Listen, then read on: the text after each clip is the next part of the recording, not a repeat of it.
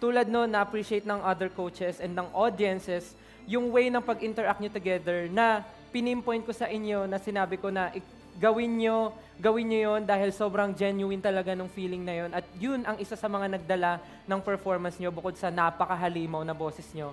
Sa lahat ng nanonood ngayon, nakasama yung parents nila, sana maging ito po ang best example ng tunay na pagpapalaki ng tama sa kanilang anak. Tama. Kaya, Mami, maraming salamat po sa paggabay. Congratulations po. Thank you, Coach. Thank you po. At may pag-asa rin siguro dahil yung pinangako mo may pag-asa pa rin matupad. Ay! Noon, naalala mo nung blinds. Pero Hindi po. kang sinabi. Meron ako sinabi at never ako kumakalimot sa sinasabi ko. Kaya ito na, ang iyong bigas! Magsaing ka po hanggat gusto mo.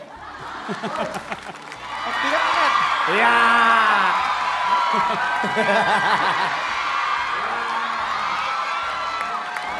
Hinay-hinay lang.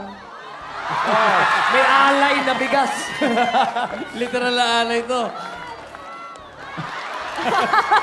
Meme na. Uy, pwede mag-request, Sir Dom? Pwede Ano yun? mag-request sa lahat ng nanonood ng The Voice Generations ngayong gabi. Kung katabi nyo ang nanay nyo, katabi nyo ang tatay nyo, bigyan nyo siyang malaking kiss at sabihin nyo, I love you and thank you. Wow. Yan ang gawin nyo. Ayan, oh. Sarap po. Kala ko bibigyan mo ng bigas na. Hindi ko kayo bibigyan ng bigas. Hindi. Tama. Ang ganda na sinabi mo. Ganda na sinabi mo, Coach Billy.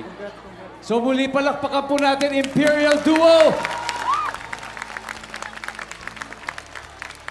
Coach Tel, sino na isusunod natin?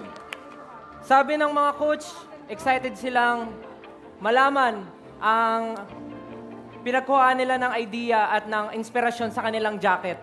Pero ngayon, mas mapapanood nyo kung gaano sila kalupit. Ayos. Susunod natin si Mark and Willie. Alright!